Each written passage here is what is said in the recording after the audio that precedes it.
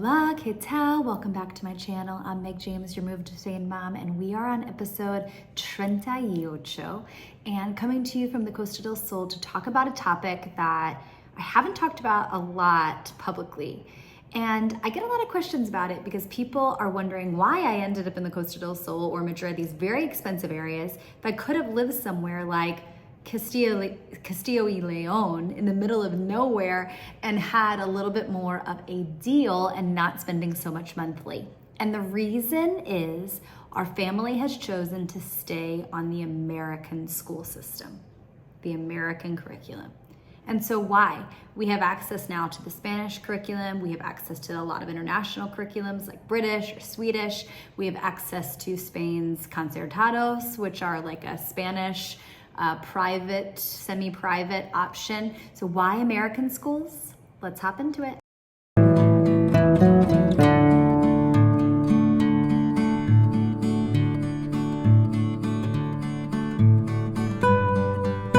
So you move your family from the US, but you don't take the US out of your family. Is that what you're saying? No. If you know our family from Instagram or you know us personally, you know we're very integrated and we make it a major focus to integrate daily. Griffin does football with his Spanish-speaking football team and coach. Landon is fluent, running around with all his Spanish-speaking friends at church. We go to a Spanish-speaking church. We interact with our Spanish neighbors. Our friends, are American, but they also are Spanish and they speak Spanish. And so no, we are by no means choosing a lifestyle where we just stay in the Costa del Sol little bubble and we never interact with Spanish people. That is the opposite of our intention here. Instead, our family has decided to stay with the American curriculum for schooling, and this is why. We came here on a gap year and we went to an American school first. We went to Life International School. It was how we got our first visas to come to Spain, and we were there for 2 years. And while there, we realized that we really liked the ease of staying in the American school system. So obviously it's English speaking, so you're instructed in English. There are children that interact in English, which is still important to our family to continue to retain. So they get that English speaking connection. You can go deeper with people when speaking your native language abroad. But in some areas, especially where Life International School was in Madrid, they had Spanish friends. In fact, we were one of the only American families that went to the American school. A lot of families that live in different countries choose American schools because they want their children on that path. And so at Life, the school we went to in Madrid, we again were one of the only American families, and these people from Venezuela or Colombia, Spain, Portugal, Brazil, wherever they were from, chose the American school system in case their child wanted to go to an American university. And so when it came time for us to decide to make a change, because I mentioned before that Life was great for us for elementary school, but now that Landon, our oldest, is going into 7th grade, which is middle school, we really wanted to find a school environment that we could see ourselves in longer term for middle and high school. And we are no longer on the volunteer visa. We're digital nomads now with our businesses. So really we could live anywhere in Spain. We were no longer limited to only living in Madrid. And so what limited our search for where we would move was American schools. And honestly, there are a few others on the Valencia coast and a couple others that we looked into in Madrid as well, but they're very expensive. Very expensive, more expensive than American private schools in America, right? And so we narrowed it down to a school up in near Barcelona, Synergy, staying at Life in Madrid, or ECA, which is their sister school, all American international schools. And then we added in the school, which I'm not saying the name of, but an American school down here in the Costa del Sol. And we ended up choosing it because it offers a lot of the same things that you get in an American school environment in the US. And so let me give you small examples of why it works with our family. When Landon and Griffin are getting ready to go back to school, you're probably familiar with the American culture of it's a big deal to promote your child from maybe going from 4th grade to 5th grade. And so you make them breakfast on the first day of school and you say, welcome back, you're going into 5th grade. Next, they go into 6th grade and they go in through 12th. It's just part of the American culture. And so for us, we tried some British schools to look at and see if it worked for our family, but it felt really weird because they weren't going from 4th to 5th grade. They were going into 7S, or they were going into this totally different scaled system with the Cambridge methodology, which is completely different than the American school system. And it just kind of made us feel confused. It didn't seem like we were staying on the same track. Another reason is college. We don't know yet where our boys will decide to attend university, if they attend at all.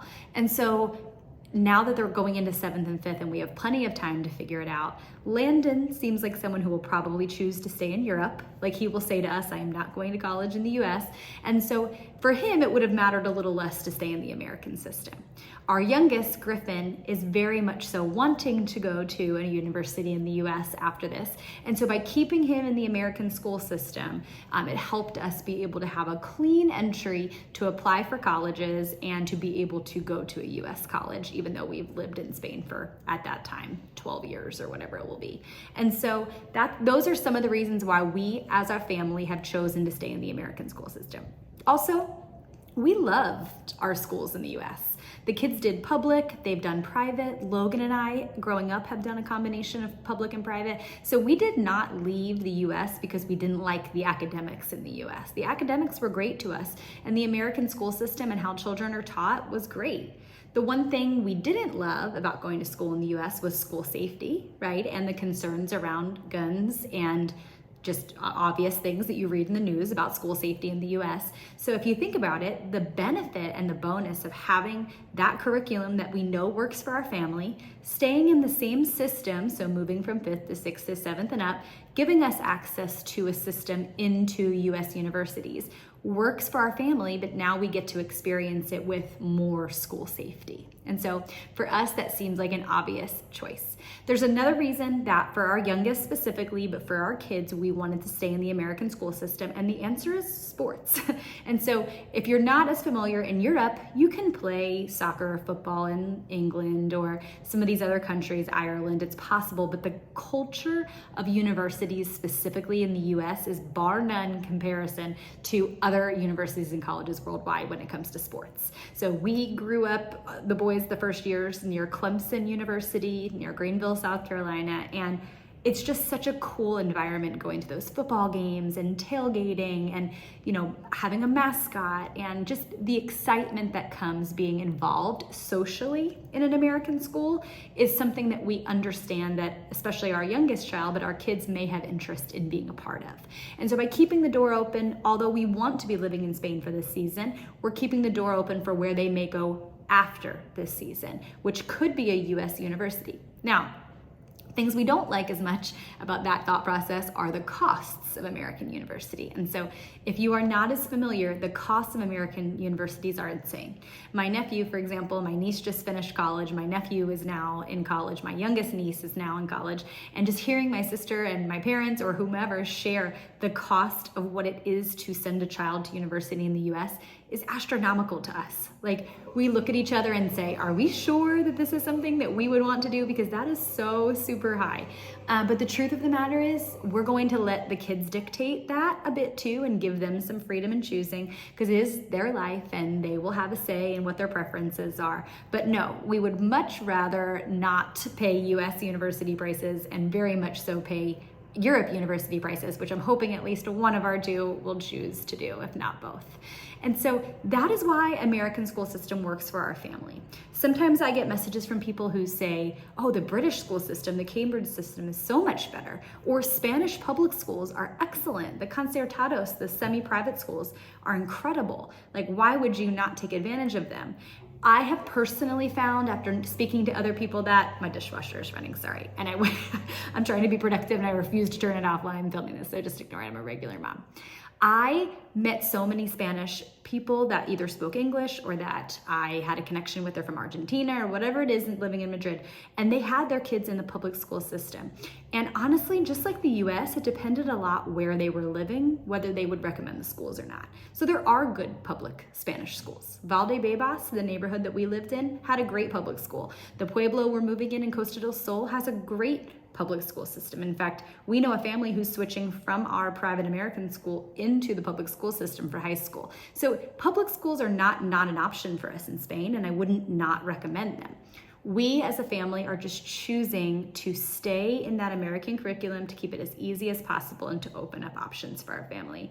We find that American schools, for example, compared to either Spanish schools or maybe British schools, they have just a better offering for children going into middle high school, both on electives, so things like kids after school at our school in the Costa del Sol American school, they can choose to take a weightlifting class or an economics class or an engineering class or dance class, whatever your interest is. And we really like that.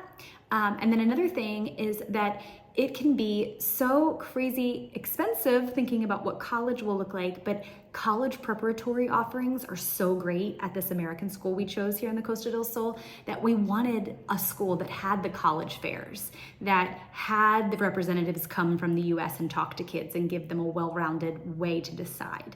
And so if you are a family that's living in Spain, but you are still considering staying in the US university system, it may be a good idea to consider American schools, because honestly, the one we're attending is about 10 to 15,000 total for 2 children, so 7,500 per child per year, less than what we would have paid in the US. So it's definitely a sacrifice still, but private schools can be less abroad for American schools than they are in the US themselves. So it may be something to look into. If you were not able to afford a private school in the US living there, you might be able to surprisingly afford one better when you move abroad to Spain. So this is the insider info on why our family is choosing to stay in the American school system. I'm gonna be introducing this year, as the kids get ready to go back to school, a little more information about what that looks like for us, how it's working, how the Costa del Sol is working. We're gonna be moving from this short-term rental into another short-term rental. We're throwing out crazy terms to each other, my husband and I, on things like maybe we should buy property in Spain.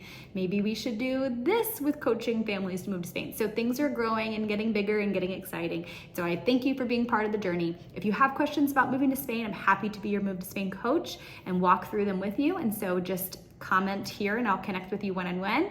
And I look forward to talking to you more about our life in Spain in future episodes. Ciao.